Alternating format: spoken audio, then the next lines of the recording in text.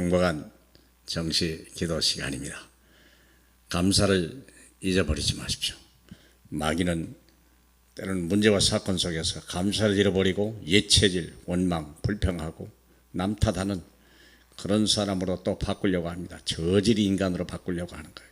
그런데 하나님이 우리를 서밋으로 만들어 가려고 하십니다. 그래서 모든 걸 감사하고 감사 속에 감춰진 하나님의 응답을 우리가 누리도록 하나님이 우리를 디자인하고 계신 것입니다. 그래서 지금 오늘에만요, 감사와 누림이 계속되게 하라. 내 사는 동안에도 내가 하나님의 은혜를 누려야 되겠고, 나와 함께 하신 내 자녀와 나와 함께 일하는 내 직장과 또 여러 가지 또 우리의 가족들이, 우리 형제들이 우리를 보면서요, 감사가 회복되고 하나님을 발견하게 되고 이 시대의 증인으로 소개될 줄로 믿습니다. 데살로니가전서 우리가 잘 알다시피 5장 16절부터 18절입니다. 항상 기뻐하라. 쉬지 말고 기도하라. 범사에 감사하라. 이것이 그리스도 예수 안에서 너희를 향한 하나님의 뜻이니라. 아멘. 하나님의 뜻입니다. 범사에 하나님은 항상 좋은 것으로 주십니다. 누가 자식이 생선을 달라 하는데 뱀을 줄 것이며 누가 떡을 달라 하는데 돌을 줄 것이냐. 하물며 너희 육신의 아버지가 자식이 좋은 걸 줄 줄 알거든 하늘 너희 아버지께서 어찌 좋은 걸 주지 않겠냐. 우리가 이런 마음을, 믿음의 마음을 가지고 도전하는 거예요. 그래서 감사하십시오. 모든 문제 사건, 성경에 나오는 7명의 렘넌트들은요, 항상 위기 가운데서 심각한 문제 속에서 축복과 결국 우리는 정인이 시대를 살리는 정인으로 섰다는 걸 아셔야 됩니다. 문제를 밟고 일어난 사람들이요, 문제 자체가 없다면요 사실 복음도 필요 없는 거 아니겠습니까? 그렇잖아요. 하나님이 왜 우리에게 구원받은 우리에게 문제를 주십니까? 정인이 되라고, 이기라고, 도전하라고. 그래서 히브리서에 나온 모든 사람들은 다 믿음의 사람이었습니다. 믿음으로 이들이 감당한 세상에, 이들의 믿음을 감당한 세상 자체가요 없었어요. 얼마나 놀라운 일입니까?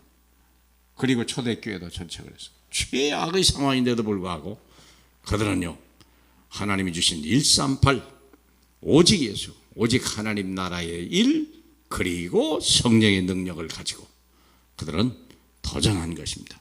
하나님이 주신 언약을 그들은 복음을 가지고 회복했고, 그 언약을 성취시킬 하나님의 성령의 능력을 그들은 초대교회 마가다락방에서 얻게 된 것입니다. 그들 앞에 설 자가 없고 막을 자가 없는 사람이 된 거예요. 하나님의 절대 능력으로, 우리가 하나님의 절대 복음으로 하나님이 우리에게 선물했기 때문에 그렇습니다. 그러므로 어려울 때를 기회로 잡으라. 24시 문제가 왔습니까? 답을 바라보세요. 문제를 바라보지 마세요. 베드로가요, 풍랑이 있는 바다를 바라보고, 처음에 예수를 바라보고 무리를 걸어갔잖아요. 풍랑을 바라보면서 물에 빠질 뻔했잖아요. 죽게 됐더랬죠. 주여 나를 살려주옵소서. 그렇게 심각한 문제인데 뭘 잃어버렸습니까? 그리스도를 잃어버린 거예요. 문제를 주신 이유는, 문제가 온 이유는 답을 잃어버리기 때문이요, 문제 속에 하나님이 답을 바라보라는 하나님의 계획이죠. 그리스도를 바라보라는 뜻이에요. 우리는 그리스도를 떠나는 순간부터 불신앙이 딱 들어오고요, 불선정의 영이 와버리고 앞이 캄캄하고요, 낙심하게 되는 거예요. 죽음이 막 닥쳐옵니다. 답을 잃어버려. 생명과 빛이거든요. 그렇기 때문에 이 문제는 생명과 답을 바라보라는 문제지, 문제를 해결하라고 준 건 절대 아닙니다. 문제 자체는 우리가 해결할 수 있는 능력이 처음부터 없었어요. 그래서 우리는 하나님, 이 속에서 우리는 좀 갈등할 필요 있어요. 그래서 갈등합니까? 갱신의 기회예요. 틀림없습니다. 얼마나 감사합니까? 그래서 여러분이 갈등할 때 말씀을 잡으시면 돼요. 딱 말씀을 잡는 순간부터 우리는요, 그리스도의 사람으로 변화하기 시작하는 거예요. 위기 때를 기회로 삼고 기도할 수 있는 사람이 누구냐, 이게. 기도할 수 있는 사람. 그래서 우리 여호수아 14장에도 보니까 아낙 산지를 만났을 때 그때 한 사람이 나타났어요. 갈렙. 45년 전에 내게 주셨던 그 하나님의 언약을 오늘 내게 기회로 만들어 주옵소서. 내가 이제 85세지만 나는 젊은이, 그때나 지금이나 여전하다고 그랬어요. 결국은 하나님의 승리였잖아요. 내 형편, 내 처지가 나이나 중요한 건 알아요. 내게 있는 그리스도를 믿는 믿음이요, 내게 주신 하나님의 성령의 권능이 모든 걸 할 수 있다는 사실을 믿는 믿음 때문에 그래요. 그러므로 지금 가진 문제 속에서 믿음을 가지고 도전하세요.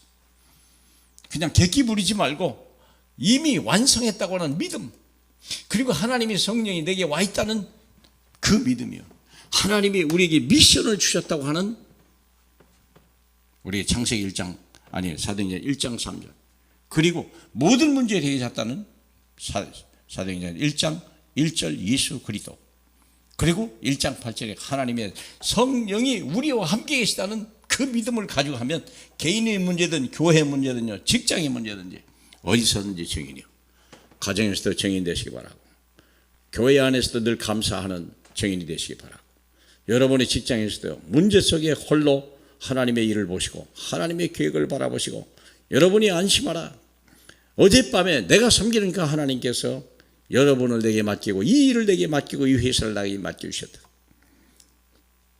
우리가 고백하고 도전하는 믿음의 또 정인이 되실 주님의 이름으로 축복합니다. 우리 하나님 감사합니다. 우리가 무엇이 간데 이렇게 한 시대를 살릴 수 있도록 우리에게 은혜를 주시나이까. 하나님, 오직 예수, 오직 하나님 나라, 오직 성령으로만 충만하게 하옵소서. 우리 속에 있는 이미 들어와 있는 불신앙과 불순종과 세상의 것들이, 세상의 잘못된 가치관들, 세상의 방법들이 다 이제 씻겨 내려가는 순수한 하나님의 사람, 다니엘 같고 그 세 친구 같은, 바울 같은 하나님, 이 시대의 전도자로 축복해 주옵소서. 늘 감사로 역사하시는 예수님 이름으로 기도합니다. 아멘.